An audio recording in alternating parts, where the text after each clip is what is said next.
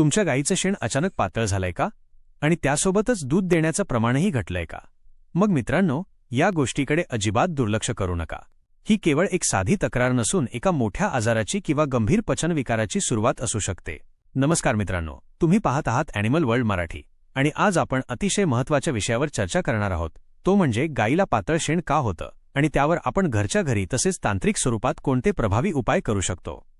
पशुपालक मित्रांनो, जेव्हा गाईचं शेण पातळ होतं तेव्हा आपण त्याला केवळ साधा डायरिया समजतो, पण हे लक्षात घ्या की यामुळे गाईच्या शरीरातील पचनसंस्था पूर्णपणे विस्कळीत होते.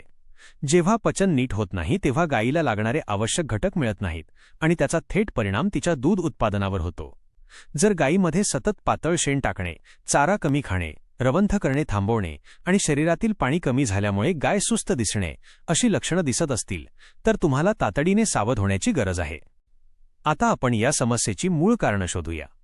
बऱ्याचदा आपण दूध वाढवण्यासाठी गाईला जास्त प्रमाणात सरकीपेंड किंवा कन्सन्ट्रेट फीड देतो, ज्यामुळे पोटातील ॲसिडिटी वाढते आणि ॲसिडॉसिसचा त्रास होतो. दुसरं महत्त्वाचं कारण म्हणजे पोटातील जंत किंवा कृमी.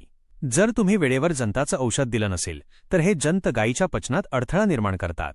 याशिवाय पावसाळ्यात ओला चारा जास्त खाण्यात आल्यामुळे किंवा अचानक आहारात बदल केल्यामुळेही हा त्रास उद्भवतो. कधीकधी आणि बुरशी लागली असेल तरीही गाईला पातळ शेण होऊ शकतं. यावर उपाय करताना सर्वात आधी तुम्ही तुमच्या गाईचं डिवर्मिंग म्हणजे जंत निर्मूलन करून घ्या. दर 3 महिन्यांनी पशुवैद्यांच्या सल्ल्यानं योग्य औषधं देणं अनिवार्य आहे. आहाराच्या बाबतीत बोलायचं झालं तर फक्त हिरवा चारा न देता त्यासोबत सुका चारा किंवा कडबा यांचा योग्य मेळ घाला.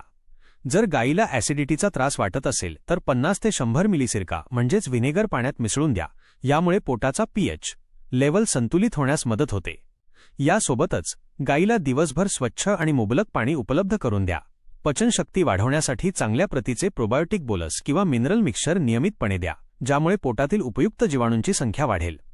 पण एक महत्त्वाची सूचना, जर घरगुती उपायांनी 2 दिवसात फरक पडला नाही किंवा गाईला ताप असेल आणि शेणातून उग्र वास येत असेल तर वेळ न घालवता त्वरित आपल्या जवळच्या पशुवैद्यांना पाचारण करा. मित्रांनो, वेळेवर घेतलेली खबरदारी तुमच्या पशुधनाचं आरोग्य आणि तुमचं आर्थिक उत्पन्न दोन्ही सुरक्षित ठेवू शकते. हा व्हिडिओ माहितीपूर्ण वाटला असेल तर लाईक करा आणि आपल्या इतर शेतकरी मित्रांना हा व्हिडिओ शेअर करायला विसरू नका. पशुपालनातील अशाच नवनवीन माहितीसाठी आपल्या ॲनिमल वर्ल्ड मराठी चॅनलला नक्की सबस्क्राईब करा. धन्यवाद.